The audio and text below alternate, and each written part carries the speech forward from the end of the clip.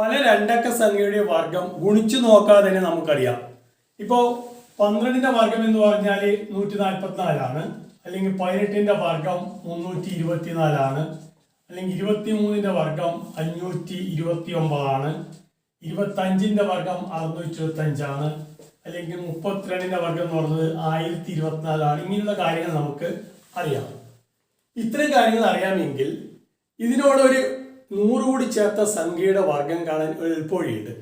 ഇപ്പോൾ നമുക്ക് 12ന്റെ കൂടെ 100 കൂടി ചേർത്താൽ 112. അപ്പോൾ 112ന്റെ വർഗം കാണുന്നിരിക്കാം. 112ന്റെ വർഗം കാണാൻ എളുപ്പവഴി എന്ന് വെച്ച് കഴിഞ്ഞാൽ 12ന്റെ വർഗം 144ആണ്. ആ 144 44 എഴുതുക. അതിനുശേഷം അവിടെ നിന്നുള്ള ബാക്കി ഒന്നുണ്ടാവും. പിന്നീട് ഈ 112ന്റെ കൂടെ 12 കൂടി ചേർക്കുക. അപ്പോൾ എന്താവും? 124 ആവും. 124നോട് ഈ 1 കൂടി ചേർത്താൽ 125 കിട്ടും. അപ്പോൾ നമുക്ക് 12,544 കിട്ടും. ഇതാണ് 112ന്റെ വർഗം. ഇങ്ങനെ ഗുണിച്ചു നോക്കാതെ കണ്ടാൽ നമ്മൾ പറ്റും.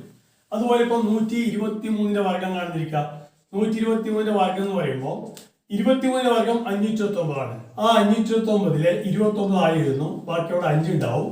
ഇനി 123ന്റെ കൂടെ 23 കൂട്ടി കഴിഞ്ഞാൽ 146 കിട്ടും.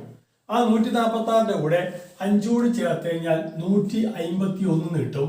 അപ്പോൾ 15,129 ആയിരിക്കും 123ന്റെ വർഗം. അതുപോലെ 130ന്റെ വർഗമാണ് എണ്ണത്തിന്. 130ന്റെ വർഗം എങ്ങനെയാണെന്ന് വെച്ച് കഴിഞ്ഞാൽ 30ന്റെ വർഗം എന്ന് പറയുന്നത് 1024ആണ്. 1024 24 ആദ്യം എഴുതി, ബാക്കി അവിടെ ഒരു 10 ഉണ്ടാവും. അതിനുശേഷം ചെയ്യേണ്ടത് 132ന്റെ കൂടെ 32 കൂടി ചേർക്കുക. അപ്പോൾ 164 കിട്ടും. 164 ഈ 10 കൂടി ചേർത്താൽ 174 തരും. അപ്പോൾ 17,424 ഇതായിരിക്കും 130ന്റെ വർഗം.